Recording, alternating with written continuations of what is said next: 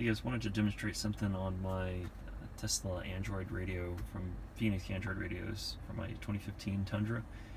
I get a lot of feedback from guys that are trying to run different mapping applications on here, and so I wanted to show what I've done for Google Maps, which is real nice, where you're able to upload offline maps.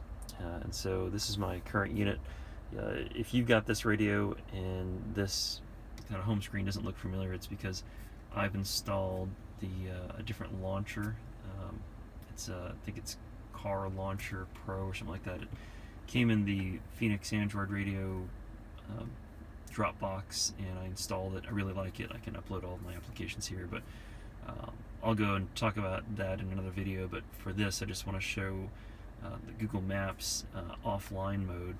So right now I'm not connected to Wi-Fi, and I'm going to launch Google Maps here. And when it comes up, it's again, it is offline, but I'm still getting a map, and it still knows exactly where I am. The reason why it's doing that, or it's able to do that, is because I've got offline maps. So to get the offline maps loaded for your area, if you just click anywhere, just kind of in a random spot, and what will happen is that in the search bar you're going to get these lines here that'll give you the menu. And from here, if you scroll down, you'll see an option for offline maps.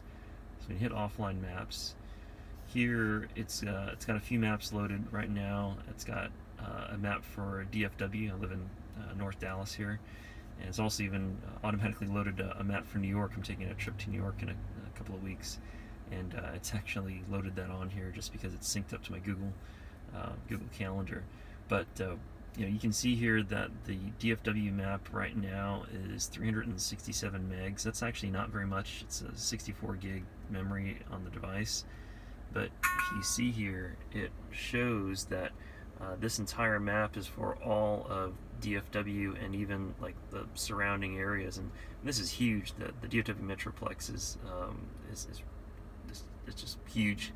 But if I wanted to, let's say that I was traveling to other parts, I could say, if I was traveling to Houston, I could say select your own map, and I can zoom in here, make it a little easier to see, and I can say, well, I'm going to be driving to Houston, so I want a whole map of Houston. And I mean, check this out, I can even include all of even Austin, Houston. I mean, these are hundreds of miles apart, but you can see where in Google you can set your maps so you can download all of this. And what happens is that you hit download. It's not going to download now because I'm not connected to Wi-Fi, but if I'm home in my garage and I hit download map, it'll actually download the map.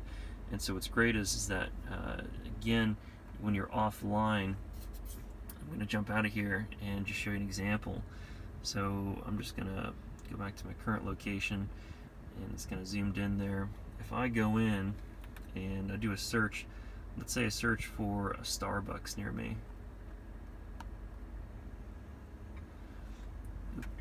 So notice here that it's already chosen all of these Starbucks. Again, it's using the directory that's built into the offline map, which is great. I don't have to be connected, and this is like, I've even had, like, my house is a newer house and just got added to Google Maps. I just updated these maps and my house is on there. So it's real great where even if you have different addresses or businesses, whenever you do that update to Maps, the Google Maps offline will download. So I can hit this right here. I want to go to that Starbucks, and it'll give me directions right there. If I hit down here to directions, and then just start my navigation, and from here it'll give me my turn-by-turn directions right to that Starbucks. So right now it's going to come on and tell me to southwest, then turn right. So right there, it's giving me those turn-by-turn directions, and I can be listening to, if I use Google Play for my music, I can be listening to that and have this running in the background. I can still hear it, or I can have this map up and I can be listening to the music. Again, all the audio works where it's able to have the voiceovers over my music, and then when the music comes, I think the music goes down a little bit whenever the Google Voice comes on, but after that, then the volume comes back up automatically. So I've been really liking this. This is definitely my favorite. I think that there's some guys that have tried the Copilot app. I've tried that myself, and I was finding that a lot of the addresses weren't really up to date. So, I've not really. I went ahead and went with the Google route, and I'm very, very happy with it. It doesn't show traffic unless you're connected to a hotspot or to a MiFi device. But if you do tether it, then you can get that updated traffic information. Otherwise, this isn't going to show traffic. But it works pretty well. I've been using it for about a week now. Really like it. So, if you have any questions or comments, just let me know. Thanks.